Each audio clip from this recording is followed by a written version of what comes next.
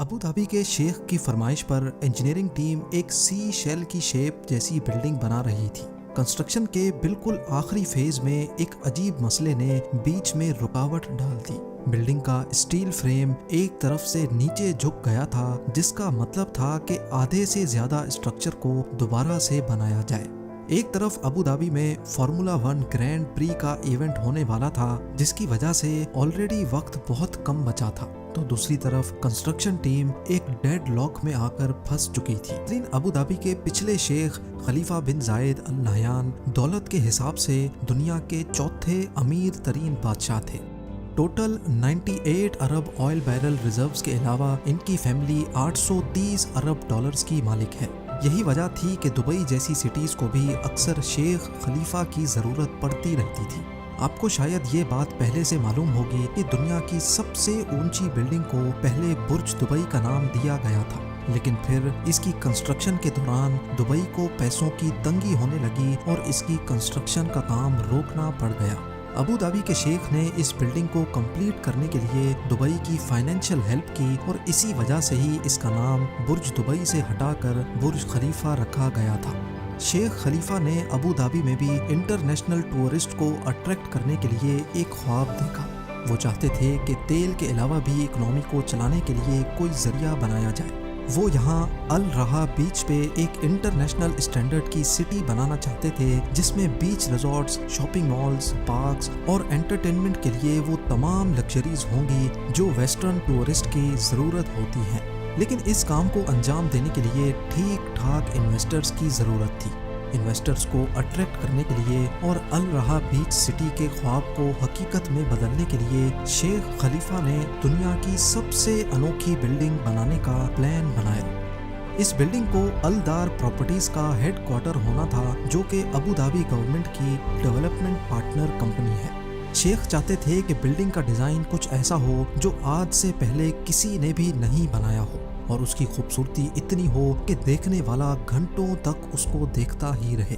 उस दौर में अबू धाबी से सिर्फ चंद किलोमीटर्स दूर दुबई में जहां एक के बाद एक आइकॉनिक बिल्डिंग्स बन रही थीं, वहीं एक बिल्कुल ही यूनिक और आइकॉनिक डिज़ाइन बनाना ढेर सारी मुश्किलात से भरा हुआ था।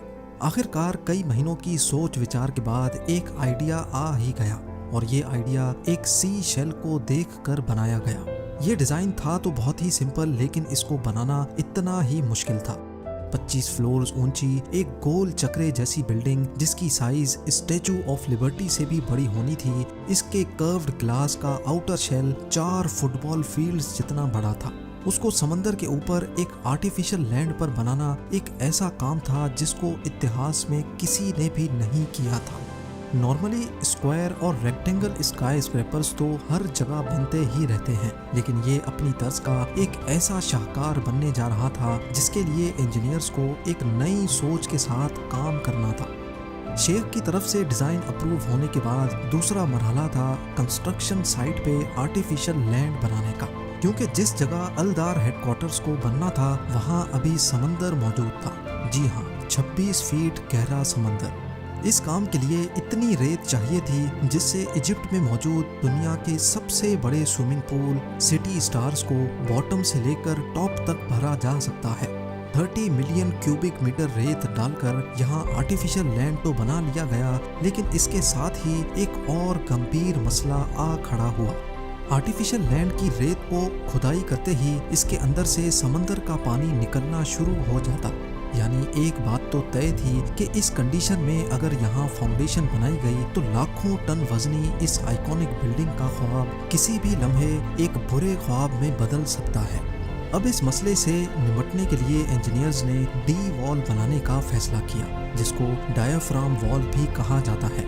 रेत में 16 मीटर्स नीचे तक मोटे कंक्रीट की एक वॉल डाली गई ताकि समंदरी पानी इस वॉल के अंदर दाखिल ना हो सके। डी वॉल के बनने के बाद इसके बॉटम में एक मोटा कंक्रीट का स्लैब डाला गया ताकि समंदर का पानी नीचे से भी डी वॉल में दाखिल ना हो सके। ये स्लैब इतना मोटा था कि इसको बनाने में कंक्रीट से भरे 2000 ट्रक्स इस्तेमाल किए गए थे। अब बारी थी बिल्डिंग की फाउंडेशन डालने की।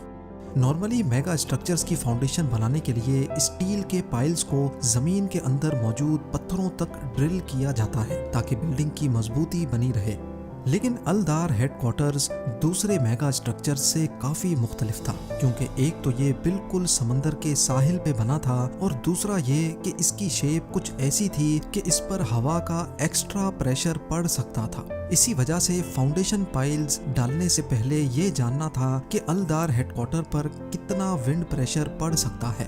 اس کے لیے بلڈنگ کے ایک ماڈل کو ونڈ ٹنل ٹیسٹ کے لیے بھیجا گیا۔ ونڈ انجینئرز مختلف اینگل سے ماڈل پر ہوا کا پریشر پھینکتے ہیں اور پھر کمپلیکس کیلکولیشنز کی مدد سے بلڈنگ پر لگنے والی فورسز کا اندازہ لگایا جاتا ہے۔ اس فورس کو نظر میں رکھتے ہوئے انجینئرز نے الدار ہیڈ کوارٹر پر 400 اسٹیل پائلز لگانے کا فیصلہ کیا، جبکہ دنیا کی سب سے اونچی بلڈنگ برج خلیفہ کی فاؤنڈیشن میں 192 اسٹیل پائلز لگائے گئے تھے۔ پائلز ڈرل کرنے کے بعد اگلا چیلنج تھا ایک راؤنڈ شیپ بنانے کا، ایک ایسا راؤنڈ شیپ جس کی شکل بھی سی شیل جیسی ہو، اس کی ہر دیوار ونڈو پینل سے ڈھکی ہو اور اس کے اندر کے ہر کونے سے پرشین گلف کا شاندار نظارہ دیکھا جا سکے۔ یہ کام کرنے کے 2 طریقے تھے۔ پہلا یہ کہ پوری بلڈنگ ہی کنکریٹ سے کاسٹ کر کے اس کو گول شیپ دی جائے، لیکن اس میں بہت زیادہ ٹائم ریکوائرڈ تھا اور ٹائم ہی تو کنسٹرکشن ٹیم کے پاس نہیں تھا۔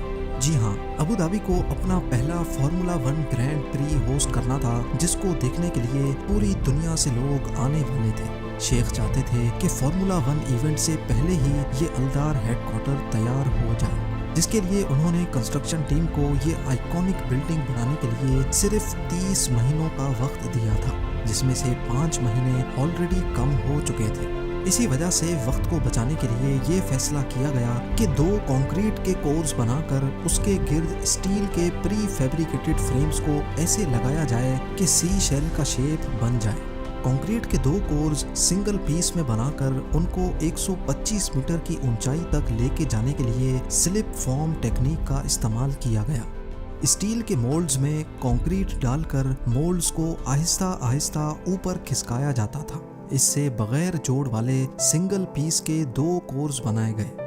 ان کورز کو بنانے میں 6 مہینوں کا وقت اور حیرت انگیز طور پہ 6500 ٹن اسٹیل استعمال کیا گیا تھا۔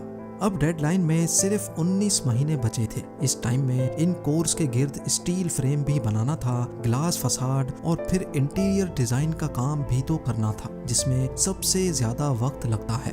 نارمل بلڈنگز میں اسٹیل فریم سیدھا سادہ ہوتا ہے، لیکن الدار ہیڈ کوارٹر میں جو اسٹیل فریم لگنا تھا اس کو ٹکڑوں میں پن پوائنٹ ایکوریسی سے کروڈ شیپ میں ایسے بنایا جانا تھا کہ ان میں 1 mm کی بھی گنجائش نہ ہو۔ اسٹیل فیبریکیٹرز کی ایک پوری ٹیم 2500 ٹن اسٹیل کاٹ کر اس کو کرو شیپ دینے میں مصروف ہو گئی۔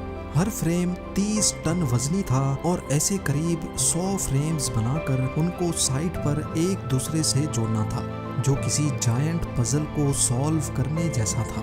اس اسٹیل فریم کو بنانا تو ایک طرف، اس کو فیکٹری سے سائٹ پر ٹرانسپورٹ کرنا بھی ایک بہت مشکل کام تھا۔ ایک فریم کا وزن قریب 25 سیڈان کارز کے برابر تھا۔ بڑی بڑی کرینز کی مدد سے آہستہ آہستہ ان کو کورز کے گرد جوڑنے کا کام شروع کر دیا گیا۔ یہ بہت ہی ٹائم کنزیومنگ کام تھا، لہٰذا اب کنسٹرکشن ٹیم کو بلڈنگ کے انٹیریئر پہ بھی دھیان دینا تھا اور ساتھ ساتھ گلاس پینلز پہ بھی۔ اس اسٹیل فریم پر 25,000 گلاس پینلز لگائے جانے تھے، جن کا ٹوٹل سائز 52 باسکٹ بال کورٹس سے بھی زیادہ تھا۔ یہ کوئی معمولی گلاس پینلز نہیں تھے، بلکہ یہ ٹرائی اینگولر شیپ کے کروڈ گلاس پینلز تھے۔ ان کو مینوفیکچر کرنے والی ٹیم نے کام کو جلدی نمٹانے کے لیے سائٹ پر ہی فیکٹری لگا ڈالی۔ جیسے جیسے اسٹیل فریم بنتا جا رہا تھا، گلاس انسٹالیشن ٹیم ویسے ویسے اس میں گلاس پینلز بھی فٹ کرتی جا رہی تھی۔ وقت بہت تیزی سے گزرتا جا رہا تھا۔ انجینئرنگ ٹیم ایک ایسی جنگ لڑ رہی تھی جس میں مقابلہ اصل میں وقت کے خلاف تھا۔ دوسری طرف ابھی الدار ہیڈ کوارٹرز کے اندر 85 واش روم یونٹس کو بھی بنانا تھا۔ انجینئرنگ ٹیم نے اس کا ایک بہت ہی اچھا سولوشن نکالا۔ انہوں نے پری فیبریکیٹڈ واش رومز بنوانے کا فیصلہ کیا، جس میں ہر چیز پہلے سے پری انسٹالڈ ہوتی ہے۔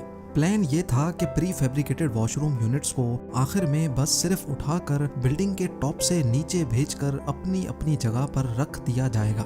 یہ آئیڈیا تھا تو بہت اچھا، لیکن اس کے لیے ضروری تھا کہ واش روم ماڈیولز کا ڈیزائن شیخ فوراً ایکسیپٹ کر لے۔ شیخ کو آئیڈیا تو بہت پسند آیا، لیکن واش روم ماڈیولز کا ڈیزائن ان کو پسند نہیں آیا، لہٰذا نئے ڈیزائن کے واش روم ماڈیولز کو اب آرڈر پہ بنوانا پڑا، جس میں کافی وقت لگنا تھا۔